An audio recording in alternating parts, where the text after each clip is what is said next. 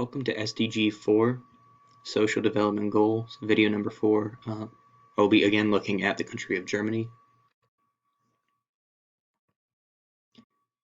So here are the 17 Sustainable Development Goals proposed by the UN. In this video, I'll be looking at Sustainable Development Goal number 12, Responsible Consumption and Production. For this video, I used GatherIQ to gather information. I also used this tool to do some mind mapping for the video. Here is my XMind map that I made. You can see how I organized my thoughts in preparation for making this video. So what is the importance of SDG 12? Here's just a simple chart that points out the three main planetary crises kind of revolving around sustainable development, SDG goal number 12. And these three factors would be climate change, biodiversity loss, and pollution.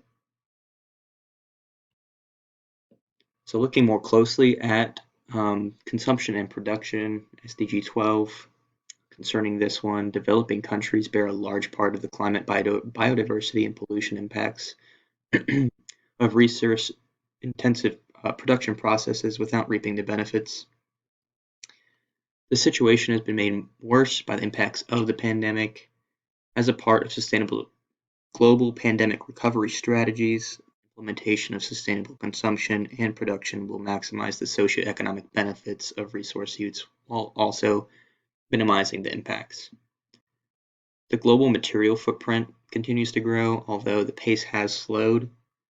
The average annual growth rate of the global material footprint for 2015 through 19 was 1.1%, compared with 2.8% for 2000 to 2014, indicating a slowdown in the growth of economic pressure on the environment. So looking more specifically at Germany, here's just an example of SDG 12 in action. This would be the Tempelhof. This was an old airport servicing Germany for a few years and did close, went through different transitions concerning what would become of the area. And eventually it has come down to obviously the Center of Excellence for Sustainable Development. In the airport, there will be a campus with a university cluster for basic research of Berlin universities, which already are dealing with sustainable development. So there'll be some research being done based solely around sustainable development. It is now officially called Tempelhofer Feld. It is 355 hectares. That is the Tempelhof Airport, or was the former Tempelhof Airport. Including its buildings and surrounding land. This makes it the largest inner-city open space in the world and Berlin's largest city park. The activism necessary to save the park was ongoing for several years, starting with the founding of the citizens' action group called 100% Tempelhofer Feld in September 2011. Their aim was to stop Senate plans to prevent all future building on the site. They organized a referendum to completely preserve the public space so that it could not be used for state, residential, or commercial purposes. So going along the lines with government intervention, here is Mr. Ban Ki-moon's, who is the Secretary General, their response to the UN lately on their developments within Germany towards SDG number 12 and social development.